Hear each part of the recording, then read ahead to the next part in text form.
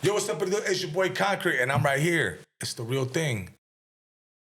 What's up, compas? We're back at it with another episode of The Real Thing podcast presented to you by the Creative Genius Studios. Today, I'm here with one of Instagram's funniest comedians, somebody that I looked to, studied for when I was trying to start this podcast. We got the one, the only Conrete in the building. The perrito. Thank you for having me, man. Thank you for having me. 1/3 of the perritos, right? 1/3 of the Perritos podcast, yeah. Yeah. You know, I was saying that earlier that I learned to study you because when I was starting to get back into the podcasting, I was like, man, like I don't want to do a solo. I don't know how to do a solo. So I looked at you. I think the most memorable one was when you talked about going to the Lotto concert.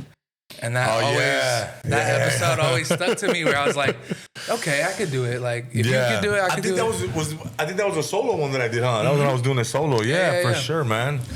Yeah, no, it's cool, man. Yeah, I mean, I just, you know, I mean, it was so funny, man. We were doing, me and my wife and her cousin, we were doing what would have been considered podcasting back in 2008.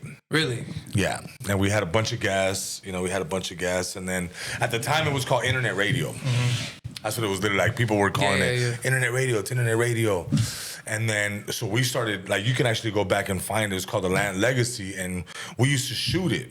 So we used to shoot our interviews. And then, you know, you fast forward 15 years later, like, it's called podcasting. And it's one of the biggest forms of media right now, and it's just crazy to see like the growth of it and all that, you know. So to be back for me doing now called podcasting is just like, man, what a full circle moment type of deal, you know. Yeah, and it's so great having you here, and I had a great time last night at your show. Honestly, I was kind of a little worried because it was my first show, and I grew up watching comedy, especially during like when Pandora was like the first thing of like streaming. I would listen to like comedy on the radio, Pandora radio and stuff like that. So I was like, maybe I don't relate, maybe I don't fit in, but no, it was hilarious. Oh, that's good, man. Hilarious, a great time. I'm 25, so I was even then I was like, all right, this is cool. There's a lot of cholos in your set. I was like, dang, I was looking around like holy shit. Yeah, they come out. They definitely come out. So yeah, if anybody's looking to go to a comedy show for the first time, Conrete is a great way to start. I had a great time, and also this weekend I finally got to see the movie Clicka. Oh, nice. Good. How was that? Honestly, bro, you did so good. Thank you, man. I was beyond impressed. I was like, dang, like Conrete really got a future in this. Like, he really take it serious. Like, just your emotions, how serious you were. Yeah. I was a little worried in the beginning because, you know how they always like make that joke of Latino movies always being like, but we're hermanos, and like, you know how they like do those key words? Yeah. But it's key words. You're like, come on, man, vámonos de out of here. Yeah. You just got to throw something in there. We got to save Abuelita's house. You know what I'm saying? Exactly, but then it all went together. It cleaned up. I was like, this is great. I loved it. It was one of my favorite movies. Like, that's good. For sure, I'm going to be watching it again. I'm glad, man. No, yeah, it was that was cool to definitely play out a character. And people know me, you know, like, or at least people now after social media think that that's, you know, kind of like the end all be all is just comedy. And it's like, bro, like I've been acting for a while now. I just didn't have no, you know, I still don't feel like I have a breakout role yet, but I've done, you know, other films, and, you know, I did, you know, Green Card Warriors, that's on HBO all the time. I've done the, you know, episodes and TV and commercials and stuff like that. And so now that I'm going to, you know, back into it, people see me for comedy, and I'm like, so I'm glad that more or less that this first movie that went to theaters is something serious, so that people can see that there's a little more range than just that, you know? I think I'm going to drop this around like the first week of March. So if it's okay with you, I want to talk about something you did in there. There's a part where I think the quote is "Family's the first to fuck you," right? You know that part where like you're tied up at the end and he left. There wasn't really any address of what happened. What did they do to you when you left? When JD left? I saw the movie with you. I saw the movie for the first time ever at the premiere. So I didn't know how they had pieced it together. I don't know. That's a Sean McBride and the writers question. I don't know what happens. I'm assuming they let me go. I wish I could give you the backstory of what happened in between me being tied up and then at the end of the film where people see that I'm alive. With the tightest pants I've ever seen in my life. Nah. They were, for sure. Yeah. Wardrobe definitely got it wrong at the end right there towards that one. I was like, whoa, he's showing print. But it was just like, dude, everybody was surprised. Like even at the premiere, people were like, whoa, Yeah. And it's so funny because people have been sending me like DMs or videos, and they're like, every time at the end when they show that I'm alive, people start clapping and cheering for it, and I'm like, that's crazy. Like people would like see me as I'm like the hero at the end of the film. Like it's weird, I'm supposed to be the bad guy, but yeah, I somehow people are really happy to see me alive at the end. It was a surprise, and then JD forgave you. I was like, hell no, what? Fuck my uncle. What? Well, what's funny is that I thought I did a lot of good for him. You did. I thought I put him on. I saved the house. I put him on. I try to teach him the right way, and I kind of feel like he did me wrong. So I don't know.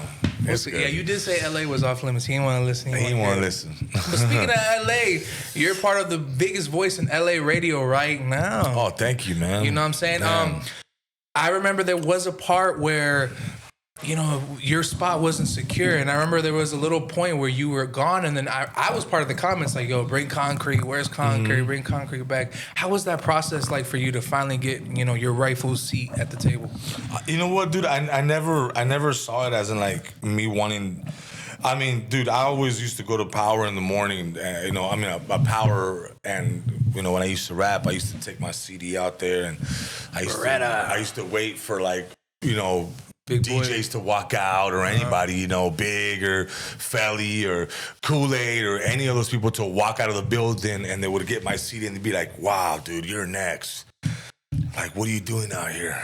Let's take you to Jimmy IV immediately, And pipe dreams, man. That's not the way it works. No, that's really that's how you think too. Yeah, I mean, like when you're 16, you're 17, you're 18. You think of like how the fairy tale, how people blow up, like you just randomly get discovered somewhere. And granted, for some people it does happen, but it's really like 1 in a billion chance, right?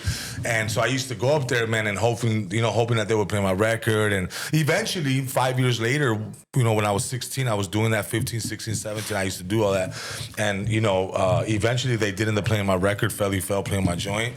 So it was kind of like, now to be there and to be at Power. It started out as just me being a guest. Yeah. Like, hey, man, come and be a guest. And then it went from... It was weird saying that because, like, there's a different dynamic of just interviewing you and then you just being part of it. Like, yeah. Especially, Doknow interviewed you before, Power interviewed before, and then now when I watch you guys together, I'm like, this is completely different. No, yeah, it's completely different, dude. I mean, again, when I was first going as a guest, they were like, hey, just, try to assimilate, be a part of the team. And I was like trying to find my pockets on when to talk, and I didn't want to step on toes and go over the line, and honestly, I didn't know like how far I can get away with shit, right? Because of FCC and all that stuff, Oh yeah. So there's a lot of things you can't say. There's 6 or 7 cardinal words you can't say. It's like titties, obviously fuck shit, but there's like 7 words you can't say.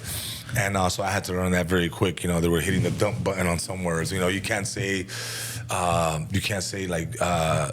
chinga. Yeah. And I thought chinga was like just. For us, like chinga's kind of like an ass whooping, like okay, ching, no chingas, yeah, no chingas, and to us, at least in my household, like that's not necessarily a bad word. It's just, it's like whatever, but yeah, just getting accustomed to it, and then it just went from like me being a guest to hey, come out, and hey, like it's going pretty good. The people love you guys, and it's like, well, how would you like a real position? And then I was in there for a little bit, and then they were like, hey, take some time off, we got to figure this out. So people thought I had left. People like nobody knew, and just out of respect for everything that everything happens behind the scenes, technically you can't talk about it, you know what I'm saying? So you can't talk about that stuff. There's a lot of contracts and stuff. So there was a part where there was a podcast episode you guys did. I think you guys were on your way to like New Mexico or something, but you did it like in the desert of Arizona. Oh yeah. And then at the end, Doknow was like, pay my homie, and I was like, oh, there's contract issues. There's something going on there.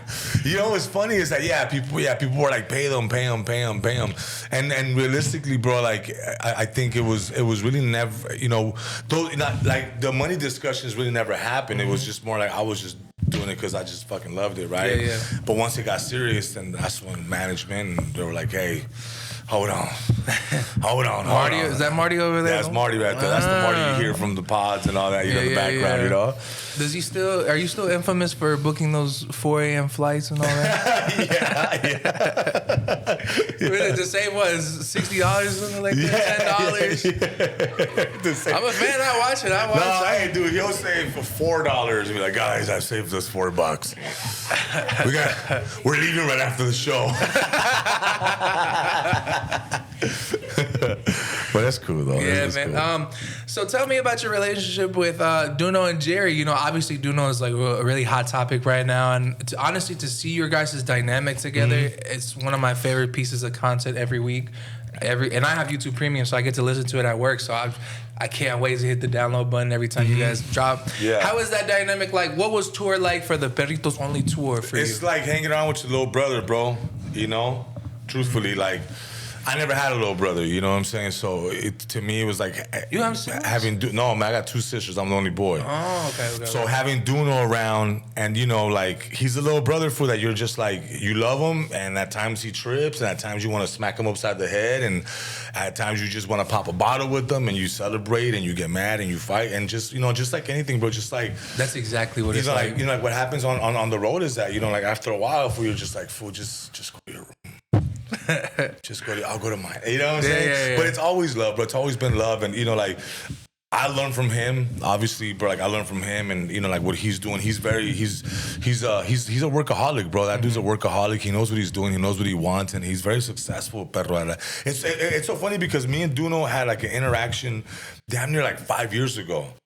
And we talked on social media, hey, let's do some skits. And then it just kind of never panned out for whatever reason, bro. Like, pandemic hit. And then it was like, I kind of moved a little further away. And then so it took us, like, literally 5 years to really start networking again and start working with each other. But the tour was dope, man. The tour was dope with him, you know? Yeah, man, the tour was super dope with him. And I think, he wants to spread his wing. He wants to go on his own as well, dog. And it's like, for us too, we want to gauge where we're at and see what we can do as solo acts. We were doing it previously. I was doing my own tour. He had his own tour. Last year we decided to just kind of put the tours together, and then this year we're back again to doing it solo. But again, man, I think it's all growth. You know what I'm saying? It's all growth, and which is good to kind of, cross the audiences, and I think it worked out for us. Yeah, I think so too. I think just seeing your guys' dynamic, and that's what made me want to go, because I'm like, I'm 25, I'm the same age as Doknow, so I'm like, I don't know if I'm gonna relate to this, and you were hilarious. Obviously, I'm not gonna over here say this fool said wooty woo woo, but like, there was a lot of moments. Like, one of my favorite jokes of yours was the Otani one when they were playing in Japan. Oh yeah, and then the one after that one, it was great. It was great. I loved it all. This has been a long time coming for you, compa. Like, I know you started off trying to be a rapper. You started off DJing, realistically, becoming a rapper, and then starting the skits. At what point did you finally feel like, all right, like, this is going well for me, and like kind of had like a mini I made it moment for you? I don't even know. I don't even feel like I made it yet. What? It's crazy. I mean, I know it sounds like, oh, come on, dog, really? Yeah. And yeah, I can sit here and say, yeah, I made it, bro. But I don't think I feel like I'm in the middle of the book yet. I have many more chapters to do, and I got things that I want to accomplish. Like, I still want to have, even though we picked that number 8, that's good and all that with Clicka, but I want to be number 1. I want to have the number 1 movie in the country. Yeah. And I do want to win an award, and I do want to win. I do want to have these accolades, and not that really makes it right, because honestly, dude, like, the ride is what really matters. Like, that's the fun part, you know? Journey. It's the journey, bro, but I don't want to ever feel like I made it, even though people tell me, like, man, you made it, bro. I was like, I want to keep the mentality of not being there yet. You know, I think I don't want to feel like, I made it and then I get less hungry about it, or I get, complacent with what I've done or what I've accomplished. And I just feel like that's why, like, to me, like, even sometimes I'm like, all right, cool, like that was last night, what are we doing today? Yeah. I get you. You know what I'm saying? Like, what's next? You know what I'm saying? Yeah. Okay, cool. We did that movie. Cool. What's next? Job's not finished. You know, like let's just keep going, bro. You know what I'm saying? We don't got. We'll celebrate later. Yeah. You know what I'm saying? We'll celebrate later. You know. And granted, I mean, don't get me wrong. These last 3 years have completely changed my life, bro. If it wasn't for social media and me touring and everything, bro, you know, it's changed my life. It's changed people's lives around me. You know what I'm saying? There's people that depend on what I do. There's people that depend on the work that we do. So it's like we just got to keep the train moving, because if I stop, then it's a trickle down effect. You know what I'm saying? So I'm very conscious about that, and that's why, you know, I got to stay hungry, man, because we got to keep eating. You know. What skit would you say like really like blew you up? Because you're famous for a lot of things, and I'm curious, what you say? I don't, you know, it's crazy, dude. I don't know, like, it's because, like, there's people that love me for the peak, and for who we gonna sacrifice, you know? And then there's people that love me for the rebels, like, you know? And then there's people that love me for the McDonald's skits. The McDonald's, that's not me. Yeah, dog. and then there's people that love me for that's not me. So, like, I couldn't pinpoint it, but there's, for sure, like, that's not me was a big hit for me. The stuff with my dad. You know what I'm saying? So there's people, I mean, again, man, like, there's, you know, there's stuff that people like, and I mean, I couldn't really pinpoint what exactly, what specific skit is the one that popped off. I don't know. I still feel like I haven't, like, I've had hits, but I don't feel like I've had a mega hit yet. Yeah, I get you know what I'm saying? Like, I don't feel like I'm there yet, you know, but hopefully one of these days we'll get one. Well, speaking of that's not me, I low-key think I found one of your secret accounts. So we're going to pull it up right here. My producer. Secret account. Well, let me tell you, there's a lot of accounts that look like it's me, but it's not. This one, I was like, Con? I even sent it to you, but I was like, nah, I'm going to keep it for the pod, you know? Okay. We got this one over here. It's my burner account. It's your Beretta. It's the Beretta fin stuff. I was going to say this, too. A lot of comedians use clips of them performing as a way to drive more ticket sales, but you do the opposite. You do skits. I don't really see you promote, you know. You know what's funny is that I never really promoted it, you know? Like, I don't well, a lot of people promote what? Let's see. You scroll again? You know what I'm saying? Scroll to the video. He's just grabbing sand and throwing it in the air.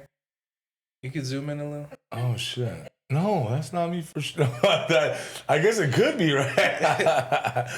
You press play again? That was funny. He's just throwing sand in the air, and whatever shape it makes, he's like finding an image of it. Oh, I see. Yeah. Oh, I see.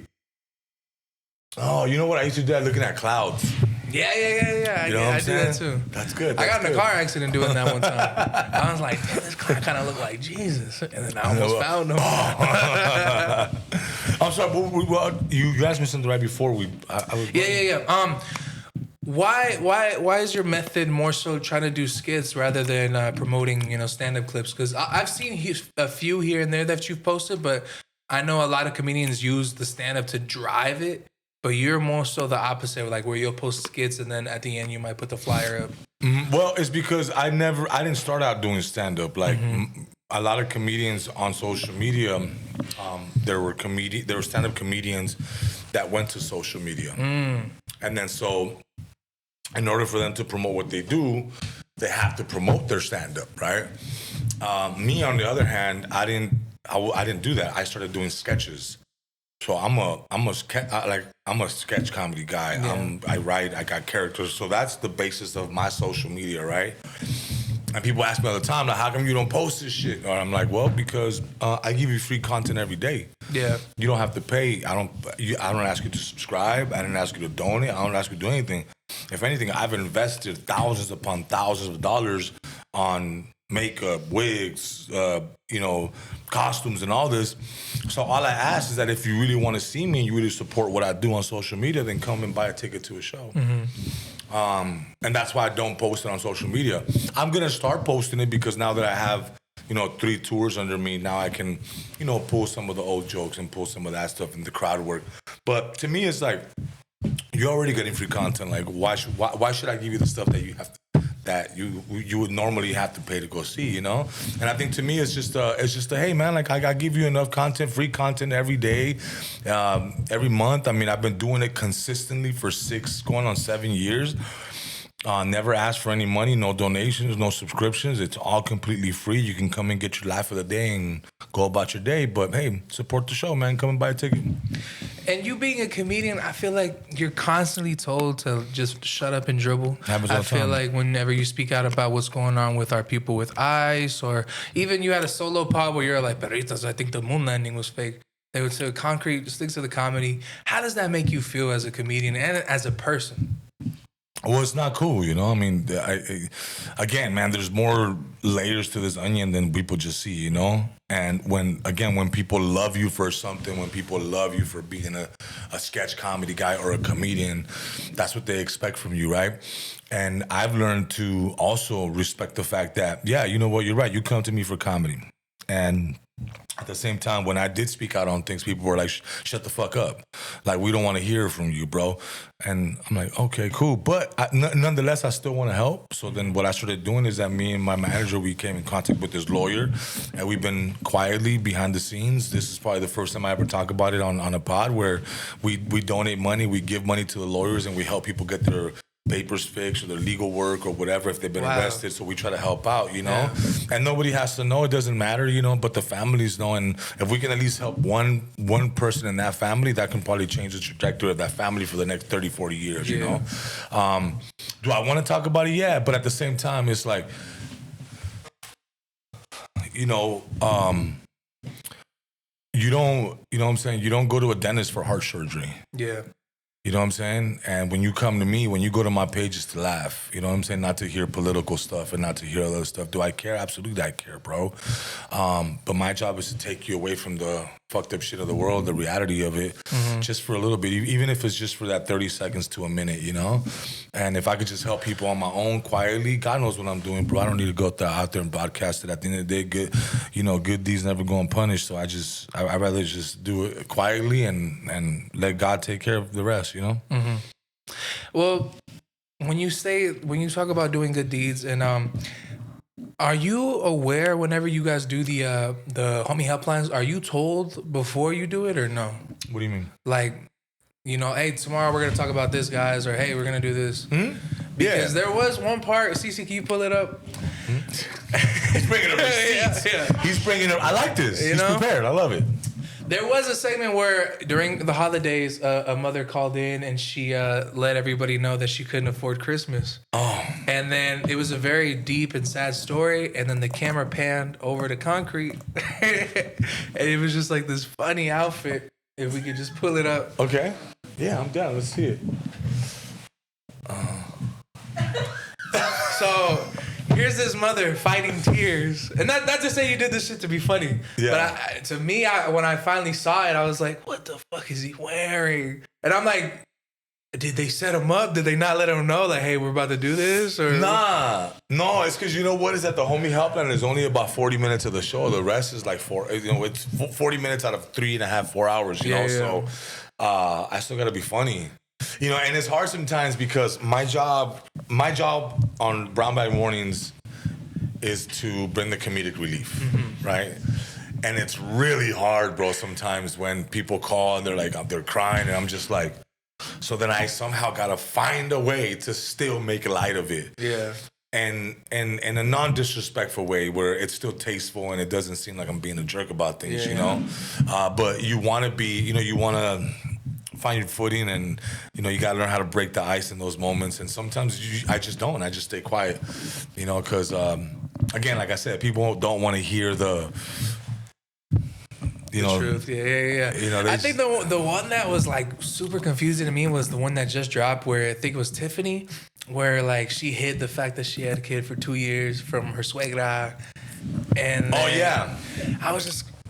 That one was the most confusing to me because I was just like, I don't really know what she wants from this. Yeah, well, I mean, I think, that's the one where her ex, her boyfriend's ex of 10 years. Her boyfriend's ex of 10 years went and told his mom that she was hiding a kid and that she had DUIs and that she was just a wreck, you know? Then that's when you used your relief because you were like, how old were you when you got your first DUI? You said 20, and then you're like, and then the second one, 21, and you're like, oh, so it wasn't fun when it was illegal. You had to do it again. Like, oh, yeah, exactly. Like, you still, okay, so we done got another one. That's crazy. But yeah, it's just, I mean, dude, those homie helplines, like, those are as real as it gets, man. A lot of people are like, man, it sounds fake. And it's like, bro, we talk to these people. Like, some people don't want to be on air. Some people do. And so it's just like, it's just crazy to navigate and hear these people's stories. And you're like, man, this is crazy, dude. Like, I don't know if I would call the radio station, but we love it. Yeah. We love it. I don't think we ever really help anybody, dog. I mean, you help me. I'm trying to, listen, get through work. Those 30, 40 minutes, however long the episode is, you helping me. So I don't know. Have we ever helped anybody? That lady? Well, yes. Because a bunch of callers called in. They donated money. Oh, dude, she got a ton of stuff, bro. Yeah. She even got a photo shoot. Shout out to our boy Oscar, man, and Wendy. They went and did that, and she went to Disneyland, and then we sent her. We sent her like me and my wife sent her some grocery money. Yeah, I saw that. So we did a bunch of stuff, man. That's really at the end of the day, man. Like that's what radio is for, man. I think. As much as we want to sit there and talk about issues and talk about what's going on in the world, and granted, let these, she's very pro talking about certain issues that happen, and but we also had to remember that we're entertainment, and we're supposed to be a morning show that gets you laughing on the way to work. Yeah. And so I think as a group we navigate pretty well doing that, and I'm just having fun doing it, bro. That's beautiful. Well, there is methods to it a little bit. Do you have any social media tips or advice that you would give to up and coming, content creators? Like, hey, post at this time. Hey, try this, try that. Yeah. Be original. That's one of the main things I can tell you. Find something that you know how to do well, right? Obviously there's trends, and I'm not a fan of doing trends because if the moment you stop doing trends is the moment that you're gonna die. Yeah. That like at that, but and then to keep following the trend every single time, like to keep on top of it is also like you're just chasing that dragon, right? So I always say, like, there's a reason, like, when people go to McDonald's, they go to McDonald's because they have a Big Mac. When you go to Burger King, it's because they have the Whopper, et cetera, right? Why are they coming to your page? What are you gonna give them that I can't, or that Frankie can't, or that Jay Valentino can't give you, or who all these or Drewski can't give you, right? Like, what is that one thing that you as a page, or you as a character, or as somebody that runs a social media page or sketch page or trying to blow up, what are you gonna give them that nobody else can? And when you find that, then sky's the limit, because now you're going to have those people that are going to follow you for that specific thing. You know what I'm saying? So for me, it started out with the stuff with me and my dad. Then I started giving them characters, and I was the peak. And then it was That's Not Me. So they're not necessarily getting that anywhere else. They can go and get it from me. You know what I'm saying? I think that's major. Being consistent. Be consistent. Don't post 2 videos a week and then you stop for 3 weeks. Like, nah, if you're really gonna do this social media thing, it is what it is. It's like, imagine you watching TV and then one day they're showing the news and then the next day they're not. Like, you're gonna be like, yo, what the fuck? Yeah. I come here for 7 a.m. news type of shit. It's like me, like, if I'm not on Power, if they come to Power and I'm not doing the weather, they're gonna be like, well, I'm here for Concrete's weather, you know what I'm saying? Like, what's going on, So just be consistent, bro. Be consistent, but ultimately originality. Be original. And it's kind of hard because I'd be honest with, like, there's nothing new under the sun, right? But I think if you find something that really fits you and that nobody else is doing, that's gonna go longer than you doing.